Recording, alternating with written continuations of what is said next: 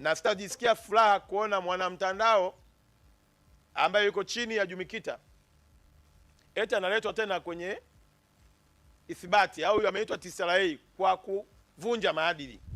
Wewe ndio balozi, usikubali uitwe na vyombo hivi kwa ajili ya kwenda kulaumiwa ya kwamba chombo chako kimetumika kuposti maudhui ambayo sio mazuri. Najua watu wa mitandao mnapenda sana kuwaposti watu hasa wenye tabia, naomba uchukue neno hili underline, wenye tabia za ushoga. Kuna shoga na mwenye tabia za ushoga. Inawezekana sio shoga lakini ana tabia za nini? Wana mitandao, naombeni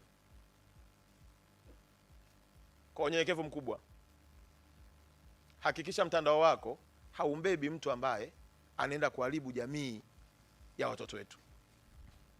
Unaweza kuona raha tu anakupa content, anakupa follower, lakini fahamu ya kwamba anatuharibia kizazi cha taifa letu. Fahamu ya kwamba anaenda kinyume na miiko ya nchi yetu. Fahamu ya kwamba anaenda kinyume na misingi ya imani zetu. Hebu mnyime spotlight.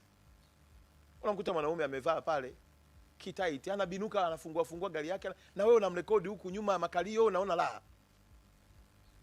Hilo jambo sio jema. Basi kama wewe unataka watoto wako wafate huo mkondo, chukua basi kawaonyeshe wanao.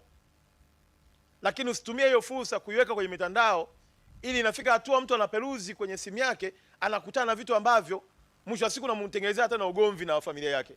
Kwa maana wewe unafuatilia haya mambo. Kwa hiyo wana mitandao, naombe sana. Hilo ni ombi, si lazimishi, lakini naomba mnisaidie kuhakikisha kwenye vita hii. Sisi hatukatai faragha ya mtu. Sisi kama serikali hatuwezi kuingia kwenye nyumba ya mtu huku tukaangalia anafanya nini. Lakini unapoweka kwenye mtandao, maana unataka watu wote waone. Unataka kuwa agent wa shetani ili tufanye nini? Sisi tunataka tuende mbinguni. Kwa kila mwenye mtandao, na wewe ndugu yangu Shabani, hakikisha Jumikita yako ina kamati ya nidhamu ya kuonyana nini kwa nini. Yaani msisubiri serikali ije.